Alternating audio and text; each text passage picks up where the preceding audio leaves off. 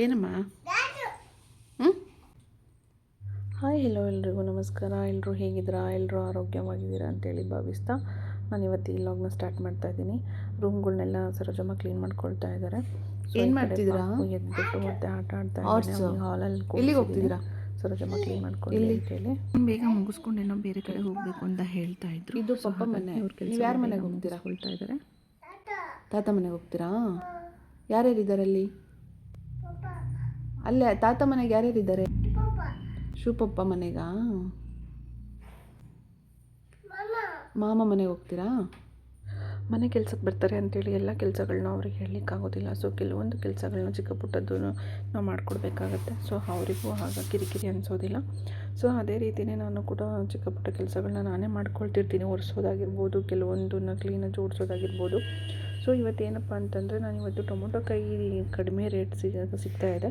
So ಹಾಗಾಗಿ ಟೊಮೊಟೊಕಾಯಿ ತುಂಬ ಇತ್ತು ಮನೇಲಿ ಅಂತೇಳಿ ಟೊಮೊಟೊಕಾಯಿ ಮತ್ತು ಹಸಿಮೆಣಸಿನ್ಕಾಯಿಂದು ಪಿಕ್ಕಲ್ ಅಂದರೆ ಉಪ್ಪಿನಕಾಯಿ ಹೇಗೆ ಹಾಕೋದು ಅಂತೇಳಿ ಸ್ವಲ್ಪ ತೋರಿಸ್ಕೊಡೋಣ ಅಂತ ಅಂದ್ಕೊಂಡಿದ್ದೀನಿ. ಎಷ್ಟರ ಮಟ್ಟಿಗೆ ಇದು ಸಕ್ಸಸ್ ಆಗುತ್ತೋ ಗೊತ್ತಿಲ್ಲ. ಪಾಪು ಮಿಡ್ಲಲ್ಲಿ ಕರೀತಾ ಇರ್ತಾನೆ. ನಾನಿಲ್ಲಿ ಒಂದು 3/4 kg ಟೊಮೊಟೊಕಾಯಿ ತೊಗೊಂಡಿದ್ದೀನಿ. ಒಂದು 150 ಗ್ರಾಮಷ್ಟು ಹಸಿಮೆಣಸಿನ್ಕಾಯಿ ತೊಗೊಂಡಿದ್ದೀನಿ. ಇದನ್ನು ನೀರಲ್ಲಿ ನೀಟಾಗಿ ವಾಶ್ ಮಾಡಿಬಿಟ್ಟು ಬಟ್ಟೆಯಲ್ಲಿ ಒರೆಸ್ಬೇಕು ಟೊಮೊಟೊಕಾಯಿನ. ನಾನು ಹಸಿಮೆಣಸಿನ್ಕಾಯಿನ ಹಾಗೆ ಹೆಚ್ಚಿಬಿಟ್ಟಿದ್ದೀನಿ. ಇದಕ್ಕೆ 3/4 ಬೌಲಷ್ಟು ಸಾಸಿವೆ, ಒಂದು 4 ಟೇಬಲ್ ಸ್ಪೂನ್ ಮೆಂತ್ಯ, ಒಂದು 15 ಬೆಳ್ಳುಳ್ಳಿ ತೊಗೊಂಡ್ರೆ ಸಾಕಾಗುತ್ತೆ. ನಾನೆಲ್ಲ ರೆಡಿ ಮಾಡಿ ಇಟ್ಟಿದ್ದೆ. ಬಟ್ ಇವ್ರು ಬಂದರು, ಉಪ್ಪಿನಕಾಯಿ ಮಾಡ್ತಿದ್ದಾಳೆ ಅಂತ ಅಂದ್ಕೊಂಡು ಸ್ಲೈಸಾಗಿ ಕಟ್ ಮಾಡಿಟ್ರು. ಸೊ ಇದೇ ರೀತಿಯೇ ಹಾಕು ನೀನು ಅಂತೇಳಿ ನನಗೆ ಹೇಳ್ಬಿಟ್ಟು ಹೋಗಿದ್ದಾರೆ. ನಾನು ಅದನ್ನೇ ಕಂಟಿನ್ಯೂ ಮಾಡ್ತಾ ಇದ್ದೀನಿ. ಚಿಕ್ಕದಾಗಿ ಹೆಚ್ಚಬೇಡ ಅಂತೇಳಿ ಹೇಳ್ಬಿಟ್ಟು ಹೋಗಿದ್ರು. ಸೊ ಹೀಗೆ ಮಕ್ಕಳಿಗೆ ಮನೆಯಲ್ಲಿ ಕೆಲಸಗಳು ಕಂಟಿನ್ಯೂಸ್ ಆಗಿ ನಡೆಯೋದಿಲ್ಲ. ಇಲ್ಲಿ ನೋಡಿದ್ರೆ ಪಾಪು ಆಟ ಆಡ್ತಿದ್ದಾನೆ. ಡ್ರೈವರ್ ಎಲ್ಲಿ ಇಲ್ಲ ಇದ್ರಾಗೆ ಇಲ್ಲ ಐತೆ ಎಲ್ಲೈತೆ ಇಲ್ಲಪ್ಪ ಡ್ರೈವರ್ ಕಾಣ್ತಾ ಇಲ್ಲ. ಅಲ್ಲೈತೆ ಇಲ್ರಾಗಿಂದ ಕಾಣ್ತಾ ಐತೆ ಡ್ರೈವರು. ಹೆಂಗ್ ಬಿಡ್ತೈತೆ, ಹೆಂಗ್ ನೋಡ್ತೈತ.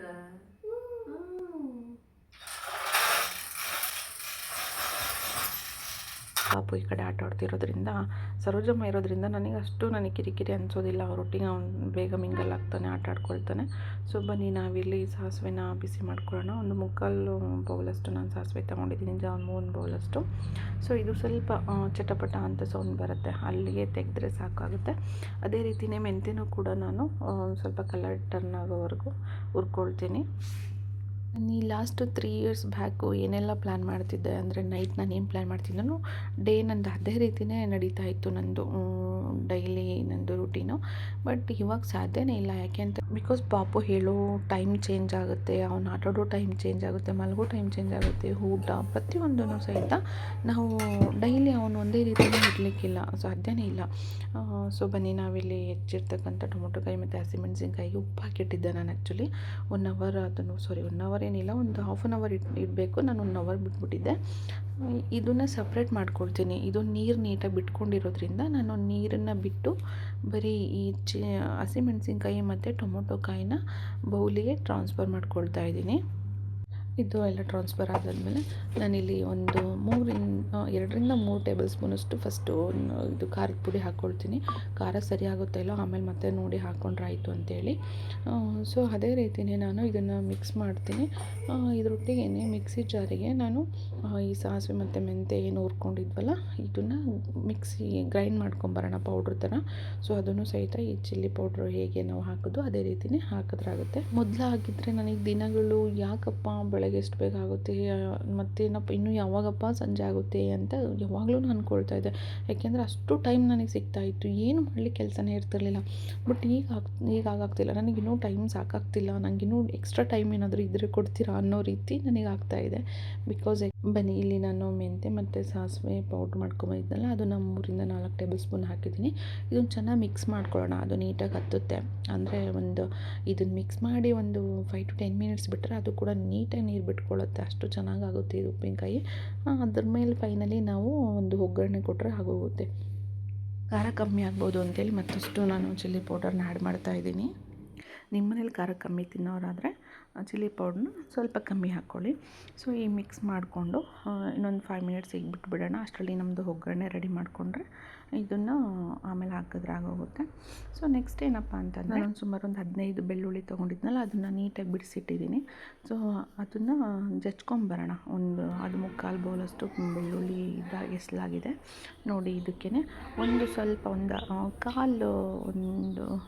ಕಾಲು ಪೀಸಷ್ಟು ಅರಿಶಿನ ಕೊಂಬು ಬರುತ್ತಲ್ಲ, ಅದನ್ನು ಹಾಕ್ತಾಯಿದ್ದೀನಿ. ನಾನು ಇದರೊಟ್ಟಿಗೆ ಮಿಕ್ಸ್ ಮಾಡ್ತಾಯಿದ್ದೀನಿ, ಅಂದರೆ ಜಜ್ಜುತ್ತಾ ಇದ್ದೀನಿ.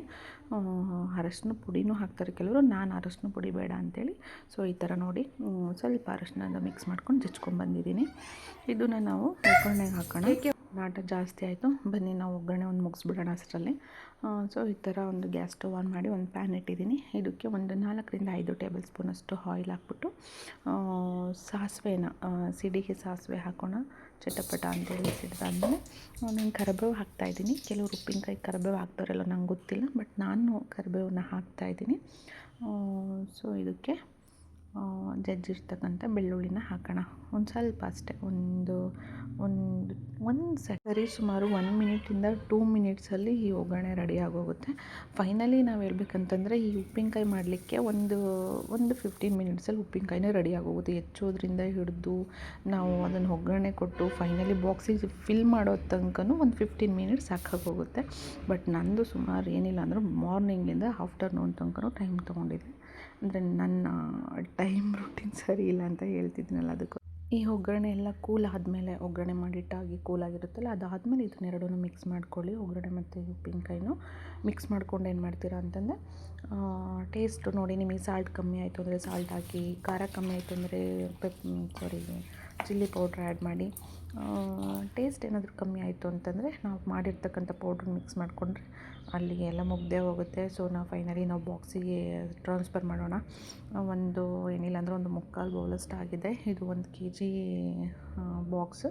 ಸೊ ನನಗೊಂದು 3/4 kg ಅಷ್ಟು ಇದು ಸಿಕ್ಕಿದೆ ಅಂತ ಅಂದ್ಕೊತೀನಿ. ಇಷ್ಟ ಆದರೆ ಲೈಕ್ ಮಾಡಿ, ಶೇರ್ ಮಾಡಿ, ಸಬ್ಸ್ಕ್ರೈಬ್ ಆಗಿ. Thanks for watching.